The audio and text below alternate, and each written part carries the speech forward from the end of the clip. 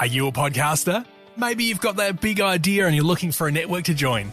The multi-award-winning Ozcast Network can get your content to eyes and ears all over the world. Join now for the first month free, and you could be featuring this sound at the beginning of your podcast. Ozcast. Simply head to ozcastnetwork.com for details. You're listening to Davo, Tom and Callum, the podcast. We love the Fresh Fam getting involved on the text line and, telling stories, calling up. And one that knocked our socks off the other week was a bloke calling up to tell us about a worker at his work, like a young lad that came in. And pretty much he was on the forklift and he's moving a bunch of pallets. I think it was like alcohol stock or something like that. And pretty much knocked it all over. It all crashed. Lost about 60 grand worth of product just from this one forklift accident. And it was his first day on the job. First day on the job for this young guy. And then we asked him, how long did he last? He left on the spot pretty much. He quit within, I'd say, 5 minutes of the incident. I believe it was kind of roll off the forklift and say, hey, guys, I think my time's up. Went to take a smoko, never came back. Yeah, that's mere hours into a new job. That is insane, isn't it? Extended lunch break. That's why we want to get around the phone line right now. 1300 737 374. How quickly did you quit? Well, there's that famous story about Mal Meninga. Yep. He basically wanted to go into politics. And so while he was announcing his, entering into his political career, he decided he didn't want to do it. He lasted 28 seconds. I was just a person out there making sure that I was... I'm bugging it.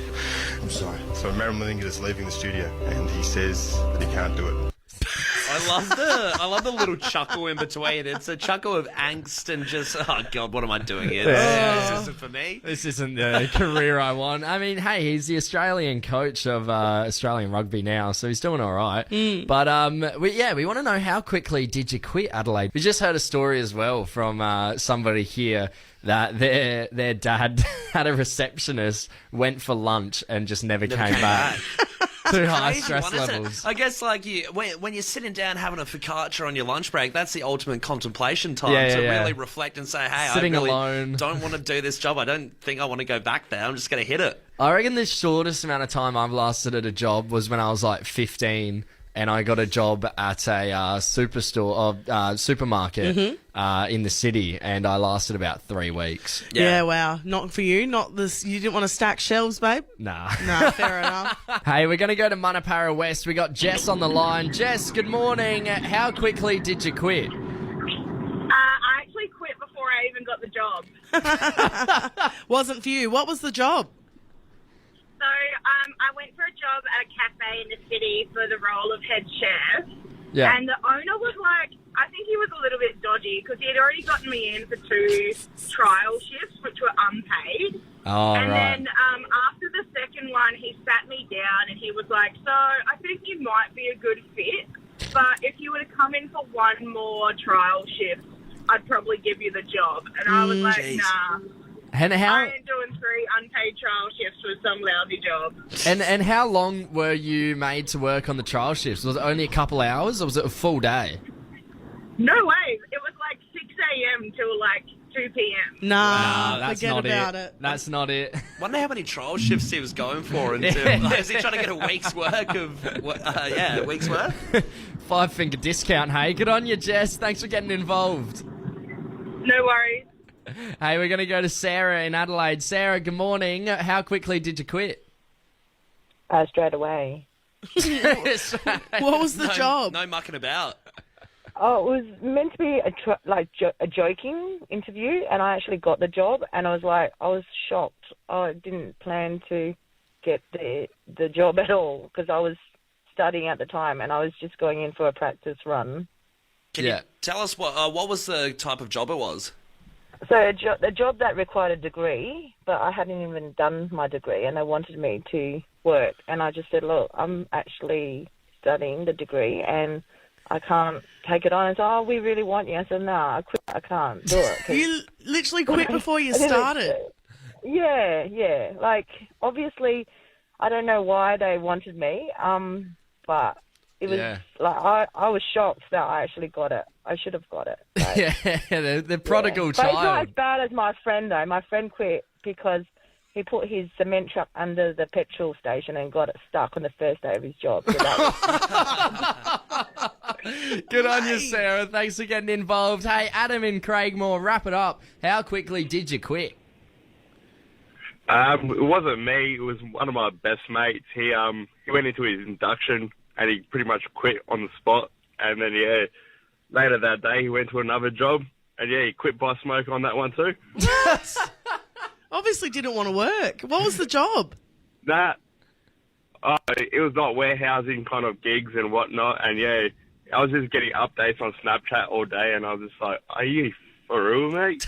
Do you know if he did a verbal quitting? Did he tell the boss, like, I'm out of here? Or did he just leave and not show up? He just ghosted him. Yeah. Wow. The old smoke bomb. Hey, Adam, is your mate working now? Yeah, he's probably listening. He's probably on like Seek right now and looking for another job. You want to give him a quick shout out? Yeah, shout out to Dills. Dilf. Is that what you called him? Dilf. Yeah, Dills. Good on you, Adam. Good morning. That could be anyone. Absolutely anyone. Sometimes me think, what is friend? Then me say, friend is someone to listen to Davo, Tom and Callum podcast. Cookie, nom nom nom nom. It's time to face your fears. 12 irrational phobias, but only one can be the scariest. Tournament of Terror on Fresh 92.7. That's right, Adelaide. It's our Tournament of Terror. We have 12 fears. We're putting together 12 what would seem normally irrational fears, but they are the most rational, irrational fears going around. That's it. I was going to say in that intro, the dentist drill does get old very quick, doesn't it? Yeah, it really, it's grinding me. But of course, that is one of the fears that was on the tournament list as we go through the different rounds to battle out to see, like you said, Tom, what the worst fear is. And today's round is heights. I wasn't sure what else to get for it. Versus flying in a plane. Once again, I did my best. See who has a irrational fear of Lenny Kravitz. And I feel like that was probably a first for Fresh, getting Lenny Kravitz on air. No, Lenny, no! So yes, it is between flying or heights. What do you find scary? It's not too late to get involved in the conversation. 0428 927 927. And don't forget to head to our Instagram at Fresh927. That's where you can vote on the official poll and see each day where the progress is on this Tournament of Terror, and see eventually by next Friday we will have Adelaide's biggest fear. That's it. But of course, in the meantime, we do want to have some representatives from the Fresh fam to sort of aid everyone's opinion, to spark that sort of conversation about what is scarier between the two, heights or flying. And we got some text in here, so I'm going to read this one out. It says, heights for sure. Salisbury Heights, Modbury Heights, all scary areas. Good gear. Yeah, all righto. Hey, we're gonna go to Party Marty here in Adelaide. Party Marty, thanks for calling, mate. As always, Tournament of Terror. What do you find scarier, the flights or the flying or the heights? Heights. Heights, yeah, heights. Same. Yeah, right. What is it about the heights though? I don't know. It's probably the thought of just falling and not controlling yourself. Yeah, have you been up? Do you do any reno jobs? Have you been up on the roof, or where's the highest you've been? Oh, I don't mind going on the roof of the house. It's single story. I went to for some of these tree climbs in the parklands in the city. Oh, the tree climb. Yeah, the tree climb. Yeah, I thought I was going to have a heart attack. Really? Bit nerve-wracking, even with the harness and stuff. Yeah, and it was the lowest one. You know what I mean? Just like 8-year-old kids like running through it, and I was like white knuckle, shit scared. It's scary though. It's scary. Hey, Party Marty, have you always had a fear of heights, or is this just recently more developed? I don't know. I think it's the older you get a bit wiser, where you start analysing things, thinking if I fall, I'll hurt myself. When you're a kid, I don't think you really think like that. So true. Yeah. Hey, well, yeah, that's a fair input. Thanks for getting involved, Party Marty. We're going to go to the other side of things. We're going to go to Simon here in Adelaide. Simon, you have a bit of a fear of flying. Yeah, I certainly do. When you try and think about things rationally, you think about flying and you put it down to try and make sense out of it. It doesn't make any sense at all, flying. What, being up in the sky in that big metal tin? Yeah, that's right. You think about it. You're in a big cylinder in the sky. It has a couple of arms attached to it, and then there's engines done on that. And when you're doing that, you're also sitting in there with a heap of other strangers, sucking in recycled air, and you don't know what that's going to be consume of. And then you've also got you've got the emotional intelligence of the pilot. You don't know what's going on with their life and what they're up to, whether they're on a good day or a bad day. You've got all that to deal with, and then you've also got the mother of all things, gravity as well, which you can pull down. So when you put it together, you kind of look at it and go, you know what, flying and heights, flying is bloody high in the air, so it's almost, the two fears combined into one thing. Simon, you've just escalated my fear of flying. It's a compelling argument. Yeah, what about the in-flight movie? Surely that relaxes you a little bit, gets you from point A to point B. Callum, when I go on a flight, I'm almost getting wheeled off on a wheelchair. I'm that drugged up and stuff, so I just do not get so tense. Can't watch a movie. No, watching movies is the last thing. I'm a white knuckle flyer at the best time. Good morning to anyone heading to Adelaide Airport. and then when you think about it, for those on the ground as well, these things can fall out of the sky. So even when they're flying over me, I sort of hold my breath and just think, oh my God, I hope it doesn't come and land on me as well. So you know what? It's either in the air or on the ground. I am scared of aeroplanes. I wonder who is actually going to the airport today listening to Fresh. I feel sorry for you.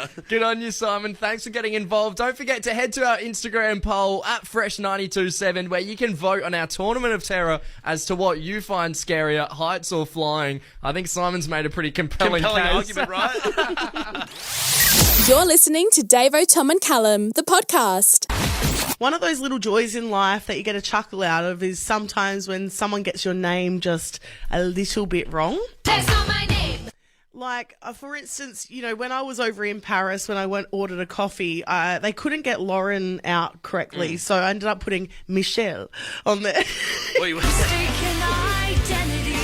I mean, it's a good opportunity to change your name, I guess. And, Yeah. if you want a little different identity for the day, it's a bit of fun. That is a common one though with accents that some accents can't pronounce certain syllables that well. Well, I got a Snapchat the other day from my friend Chelsea, and she's been going to a particular coffee shop every day before work for months, but they cannot get her name correct. And the way she spells it is normal, so Chelseea. Yeah. Chelsea.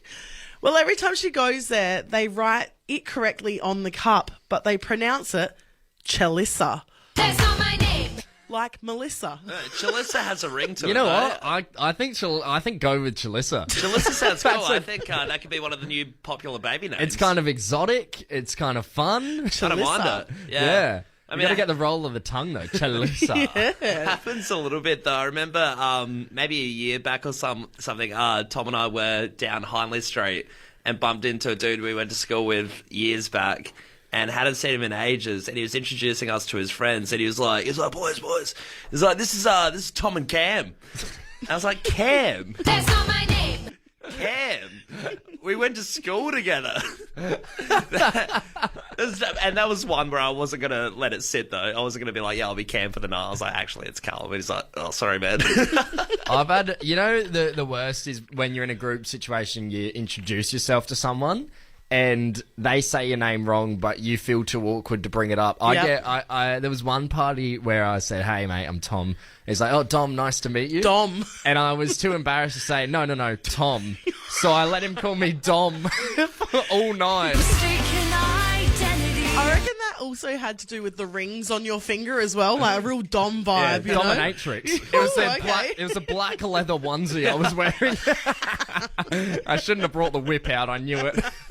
That is a classic one, though. I guess, it is funny when someone runs with the name as well for the whole night. You know, Yeah. you just because you feel embarrassed to tell them differently.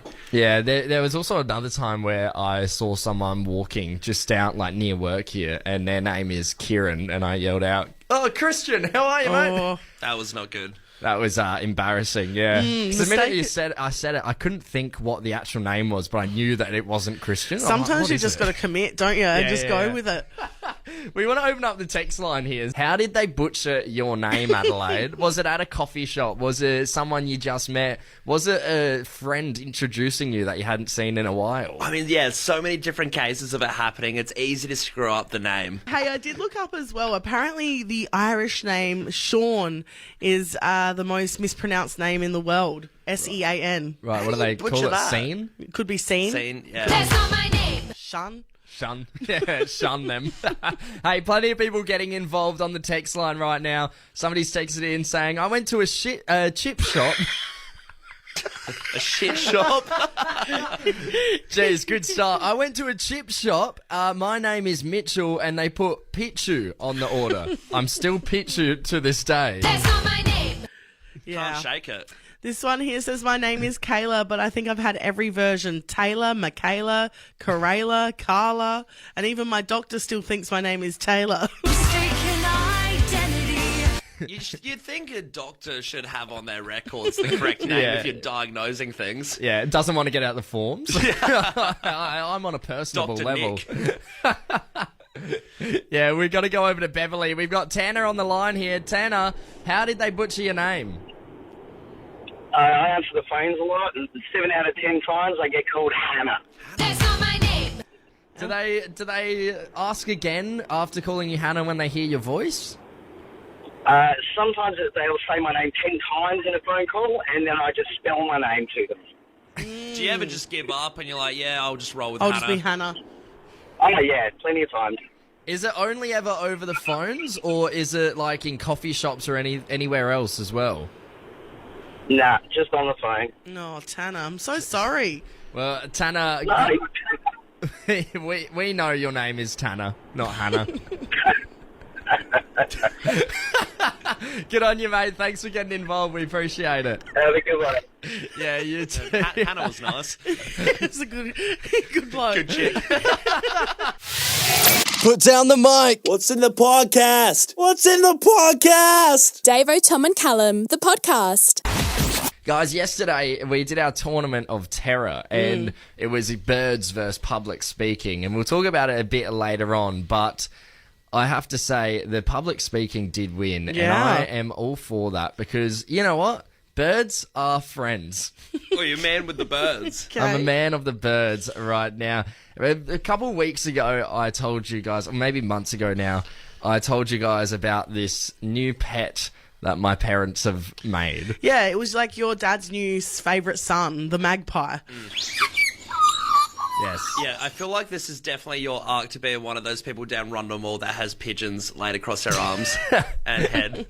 Well, what happened basically is this magpie started coming to our home, into the backyard, into the front yard, and Dad just started feeding it yo-yo biscuits. Yeah. I mean, at first you sort of brought this to the table, shaming your dad, almost being like, what a weird guy. He's out there with the magpie. Yeah. Feeding him yo-yo, bonding with this magpie like he's never bonded with you. Yeah. But then you got on board with it, Tom. Well, yeah, my mum would feed the magpie, Murray the magpie, and then I started feeding the magpie, and now this magpie comes every single day and hangs around for a couple hours, just sitting in the backyard on the dog bed. Are you still giving him yo-yos, or is he upgraded to a delicacy like Scotch fingers with a bit of chocolate on the back?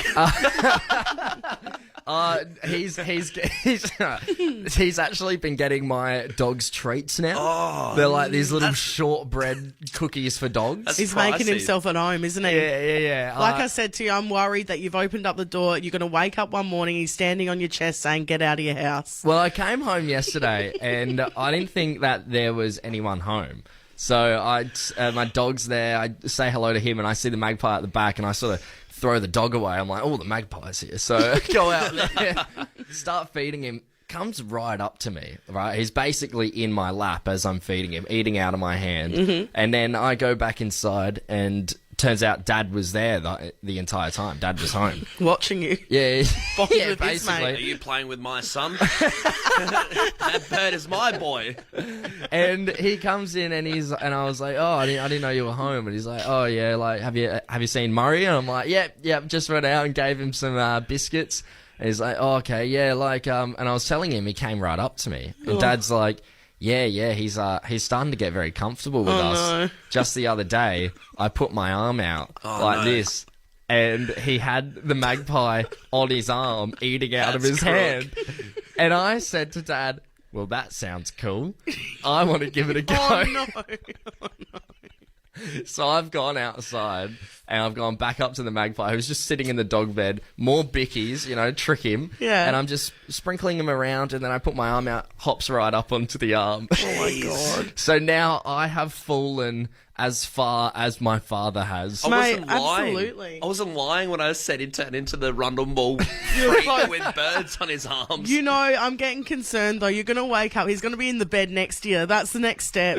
Yeah, well, it doesn't even end there. My parents have just gone on a cruise today, and they gave me instructions on what to do with the magpie. You're listening to Davo, Tom and Callum, the podcast. Scalpel. Was that your phone? No. Fresh Fam, it's your time to vent. Worst of Adelaide on Fresh 92.7. That's it. We're starting this new thing where we want to find out the worst of Adelaide in certain niche areas. Things like your worst student you ever had, the worst teacher you ever had, the worst apprentice you ever had. That's it. It's your time to vent, Fresh Fam. If we give you a category and you know someone within that category that has simply pissed you off, then it's your turn to hop on and chat to us about it. Yeah, have a vent. Why not? And today we're looking for Adelaide's worst house guest. House The guests are a absolute classic worst. one. I've had the typical family are invited over, and my mum's been like, "Oh, your uncle's going to take your bed, pop on the mattress." So, in terms of house guests, I feel like that's as bad as it goes for me. And you just you have a little grievance for a week or so. Yeah, absolutely. And this could range from absolutely anything. Someone getting too comfortable at your home, making themselves too at home, to someone just being outright rude. And Davo, you've got quite the story. Well, I've got quite the story, yes. So I had a chickie babe staying with me this week, and she was staying one night. Just to give you some context, it's a girl I met in Europe in 2015. She's from New South Wales, and I actually hadn't caught up with her since 2019. So we've got a good 4 years between pre-COVID drinks. area. Yeah. Were you quite chummy in Europe, or was it to the extent where you'd expect her to actually come and stay at your house at a certain point in your life? Not necessarily, but also you know what I'm like with my house. I'm a bit private, so I'm not really necessary. And I live with my mum, so it's not like we have people staying. But she asked to stay, and I said yes, okay. So she was staying one night. And basically on the Sunday we met up. It was lovely. We caught up, went out for some food and whatever. We got home, we were watching a movie, and she started feeling a little unwell. Okay. Yeah, so I got up to go to work on Monday, and she was at my house all day with severe gastro. Oh, yeah, no good. But not only that, I was getting updates throughout the day about this. That's unnecessary. A lot of updates, including the fact that she accidentally shat on my rug. She shat on your rug. I feel real bad. No, it's absurd. It's like it's pretty out there. It's worth mentioning. Do you know how that happened, or was it just explosive? You can just imagine there was some issues there. But yes, that happened on my rug. But not only that, she was due to leave at 8 o'clock on Monday night, and unfortunately, because she was so unwell, she had to extend her stay to Tuesday at 8 p.m. Yeah. And not only that, she sorry, you go, Tom. I was just going to say, this is the worst house guest, by the way, because, Dave, I feel like you might be confused the story because you sound like the worst at the moment. Oh, I know, I This do poor sound sick like girl. the worst. Horrible. But yeah, she was there for 2 days, unwell. I only have one bathroom at my house. It's a very small quarters. It was not the ideal situation. Hey, biggest empathy to her, but at the same time, it is pretty crazy. Biggest empathy, but you made me do this on air. We're opening up the phone lines here. Who's been the worst house guest you've ever had? We want to get you to dob them in on air right now. Have a vent with us. Hey, there's a few people getting involved on the text line right now. Somebody's texted in saying, I left a guy that I'd gone on 2 dates with alone in my apartment for a few hours. He rearranged the whole of my kitchen saying the energy was off. Don't go on a third date. Nah, forget about it. What about this one here? It says, my grandma's a pretty bad house guest. How bad could grandma be, surely? Surely she's not, doing the same stuff on the rug as your house guest, Well, right? I mean, I don't know. Hey. She stays in the living room where the game consoles are and doesn't let anyone go in there because it's her room. She's just hogging the Xbox. Frustrating. Hey, we've got someone on the line. They want to stay anonymous. Good morning. Who was the worst house guest? So it's actually me. Oh, you're the bad house guest. Yeah. I was meant to be just visiting, but I ended up staying and I ended up eating their food. They said specifically, can you not eat this, but you can eat this? And I looked at the food and I thought, no, I actually like that I'm not supposed to eat. So I sneaked in and grabbed a handful when they didn't know. And it was like, oh, it was bad. But then when I went to the toilet, one of them put raw eggs under her pillow, and then we copied and we put more eggs under her sheet. So when she came back to bed in the middle of the night, she yelled and screamed because raw eggs were tracked everywhere on the sheet, and just told the family to basically vote us to get out because we weren't invited to stay, let alone call them out. So you got kicked out? Yeah. Can I ask, it was a family member. That's That's why I want to stay anonymous. The food that you ate that was really tempting that you shouldn't have eaten. What was it? What was so good that you had to risk it?